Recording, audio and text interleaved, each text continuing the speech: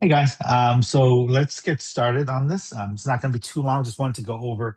It's kind of like the way that we go about teaching the content versus teaching the strategy, right? And I think that that's kind of important because a lot of people like to think of this as either a content test or just a completely strategy-based test, right? Like, and the honest answer is it's both, right?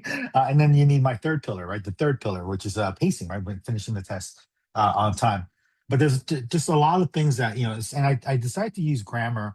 And I personally just love grammar just because it's pretty simplistic, it's pretty straightforward. But then I also understand when someone doesn't isn't comfortable with grammar, mostly because I remember, and the last time that I was really taught grammar was I was in the second grade, so I was about 7 years old. It was when Miss Bowen was teaching us stuff, and I remember learning about it and then just kind of like not paying attention to it. Kind of muddled my way through high school, muddled my way through college, and then when I went to teach abroad, so when I was teaching in South Korea and China and Japan, I started to realize that like grammar is a big thing, and that's one area that a lot of students in these other countries kind of struggle with. So I was like, oh, okay, so I started to I wanted to come up with a better answer for why something's correct, other than it just sounds right. And turns out most students kind of go by what sounds good, right?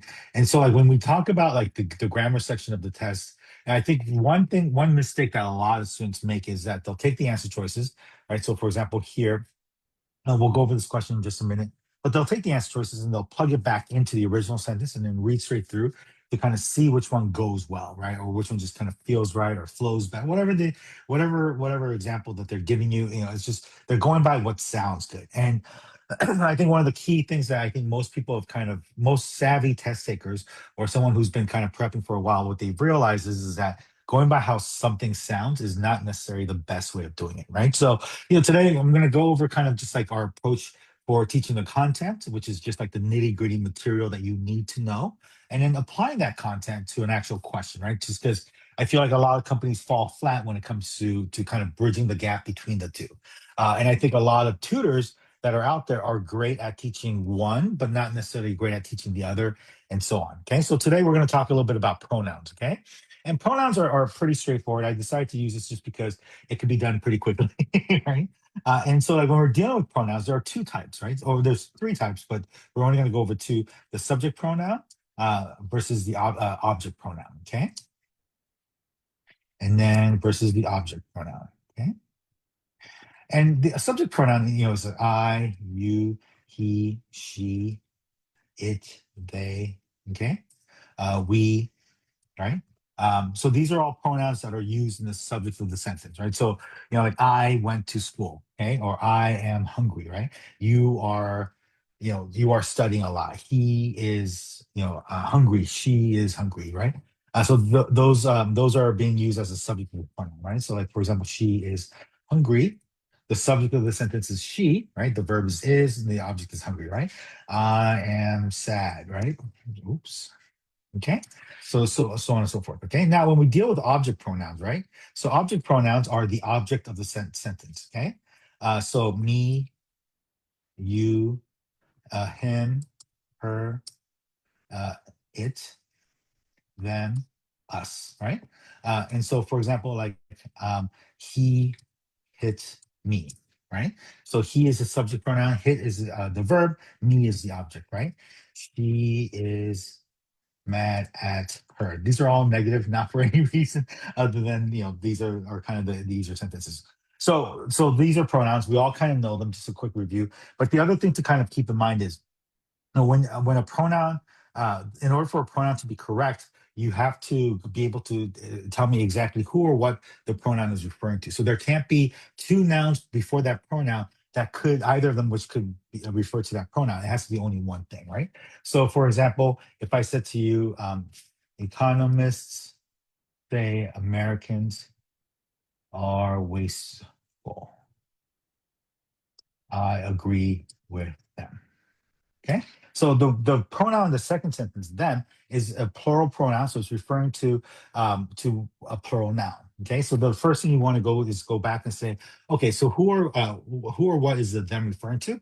Well, believe it or not, in this situation, there are two things that the pronoun can refer to. It can refer to the economists or it can refer to Americans, but because they're both plural nouns, right? So then the them can refer to either of them. So this pronoun is actually used incorrectly simply because it could refer to either one or more things. Okay, so then you would have to say, I agree with the economists. Okay. Now, some students, when they're reading this sentence, they're going to say, well, of course you mean the economists. Why would I agree with the Americans, for example? Or like you should just kind of know from reading the sentence in the context that they're talking about that the I is agreeing with the economists, not the Americans, because the Americans didn't say anything to agree or disagree with, right?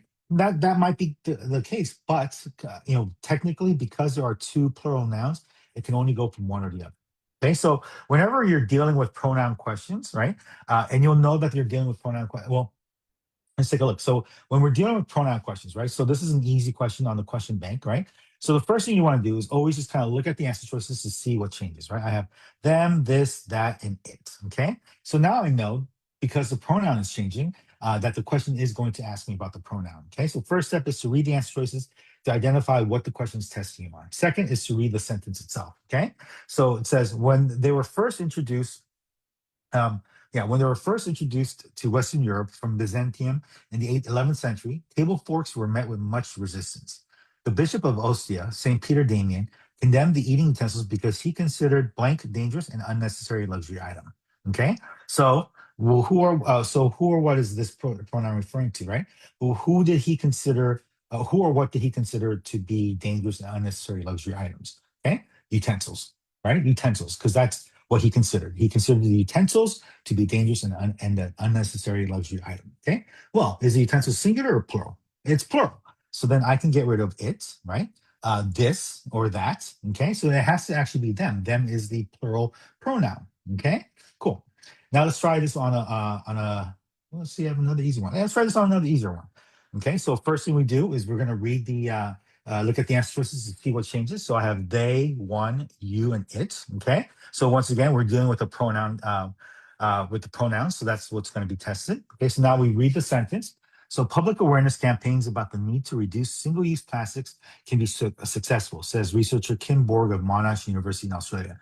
When these campaigns give consumers a choice, for example, Japan achieved a 40% reduction in plastic bag use after cashiers were instructed to ask customers whether what, right? So who or what wanted a bag? Who do we know? Who is the cashier asking who wanted a bag, right? And they're asking customers whether the customers wanted a bag, right? So whenever you're in doubt, just put the noun in there, right? Whether the cashiers wanted a bag, that doesn't make sense because the cashiers are the one that's asking. So the customers are the ones whether they were asked whether they wanted a bag or not, right? So customers is plural, right? So then I can definitely get rid of B, C, and D, and they is the only singular is they is the only plural pronoun. Okay. So, transitioning from content to strategy, right? So content is just knowing what the topic is. In this case, we're the pronouns, right? The singular versus plural pronouns. And then the strategies, how to use that in order to answer questions correctly. Okay. So I think we have one more here, which is a harder question. So let's take a look at this. Okay. So these are hard. And in general, right, like the easy questions, they're very easy to spot because there's only one word in the answer choice, right? Of course, they're testing you on the pronouns. Okay. But let's take a look at this one. So it says here, which choice completes the text so that it conforms to the standards of the conventions of standard English. So these. So the other thing I asked the students to do is when they go through the answer choices is to identify what changes in the answer choice, right? So I like these, they, it, and this. Okay. Those are the first thing vertically when I go through the answer choices vertically, and I call this vertical process of elimination. When we go through the answer choices vertically, the phrase these change, these, they, it, and this change. Okay. The phrase often consists. The only difference is that C and D is consists plural, whereas A says often consists, right? And that's something else that we're going to get to in just a second. Okay. So I know that the first thing that changes is the pronoun. So whether or not the pronoun is correct. Okay. So now that I know that the pronoun is being tested, I'm going to go back to the original sentence. When a given industry, water and electric are two well-known examples, carries high infrastructural startup costs and other barriers that discourage competition, blank of just one or two suppliers per municipality, such industries are known as natural monopolies. Okay, great. So who or what are we talking about? Okay, competition.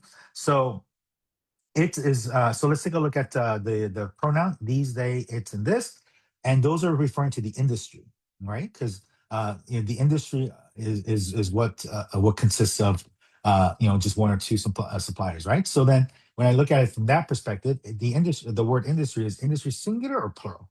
Well, industry is singular. Okay.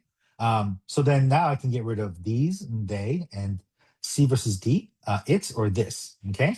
So it refers to the singular in industry. This is kind of just wonky, right? It's just kind of this is ambiguous in like it just doesn't make sense. Okay, like we don't know who or what this is referring to. Okay, so we can get rid of this, and then C is our answer.